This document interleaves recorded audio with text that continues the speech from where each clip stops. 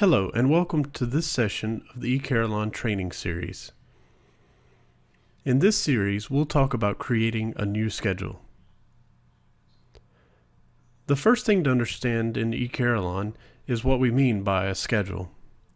As you can see in the schedule browser, the view that I have on the screen, we have a list of our schedules in the left-hand pane. And in the right-hand pane, you can see a preview of the selected schedule. In eCarillon, a schedule represents a 24-hour period of time and the scheduled events that are inside of that 24-hour period of time. Once you've created a schedule, you can use that schedule over many different days. So it allows you to create a generic schedule that can then be applied to various days. For instance, you could create a daily schedule that plays from, say, 8 a.m. to 5 p.m.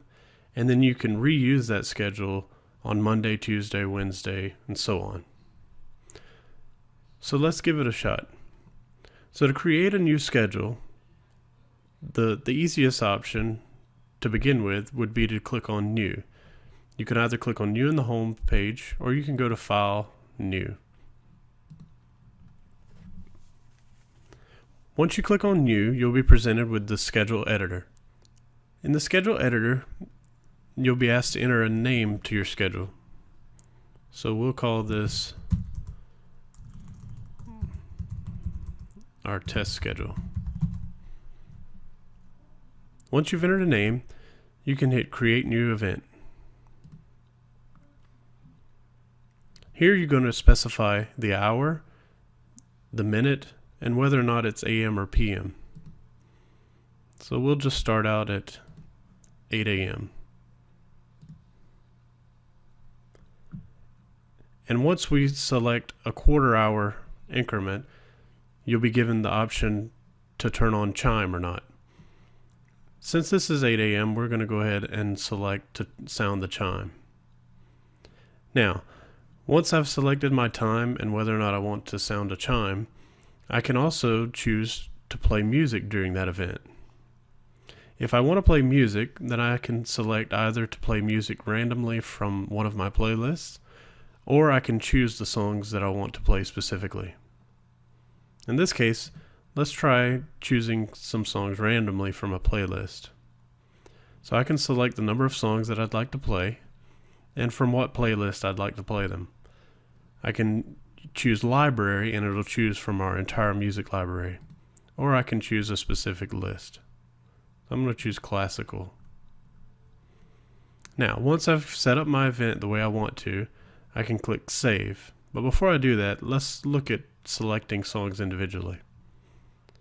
So if I want to select the song specifically rather than having them chosen randomly, I can choose select music, and from here I can use my music library to add a song.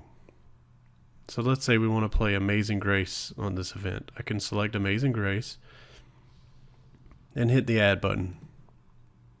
Now at any point, if I want to remove songs from this list, I can simply select them from the list and hit remove. So I think I want to do the random, so I'm going to play 2 songs randomly. Okay, let's pause that. We'll play 2 songs randomly from our classical playlist, and I'll hit save. You can see once we've added that event to the schedule, it shows up in our preview on the right hand side. And everything that we had set up, you can see here. We set an event at 8 a.m. It sounds the chime, which is indicated by the icon.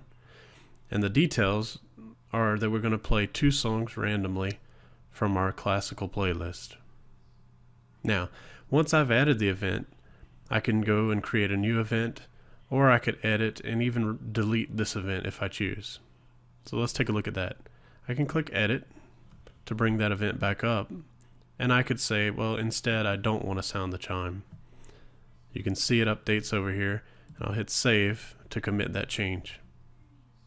Or I could click delete and completely remove that event. So let's quickly add that event back in.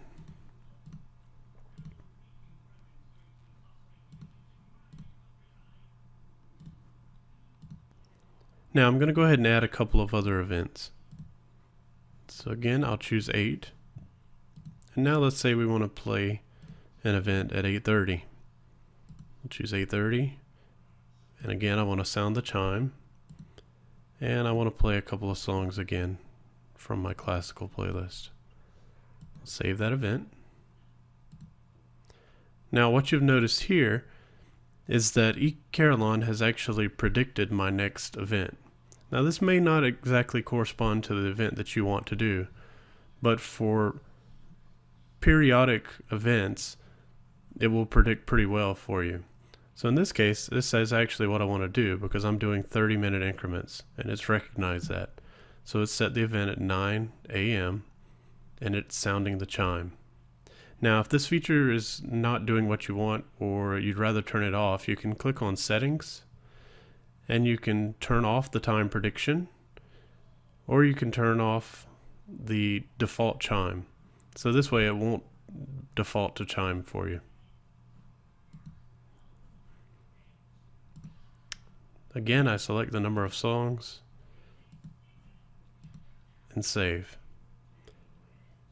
Now you can see it'll continue predicting for me, and in this way I can go through and create my schedule. Well, let's just say this is all I want for now. Now once you're ready and happy with your schedule, you can either choose to load it immediately or you can just close out this window. Our test schedule now shows up and we can see the preview of our test schedule.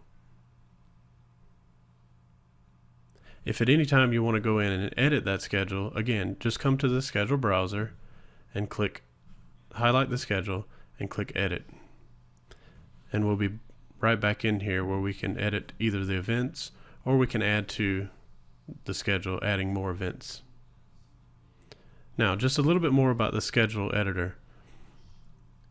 You can play around with the view of the schedule editor by collapsing the preview. That'll give you more room to use your music library. You can also use this expander to expand your music library.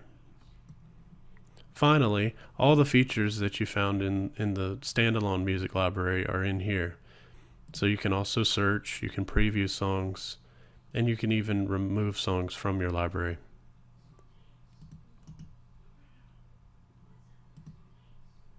Finally, the feature I want to talk about is the filter by playlist.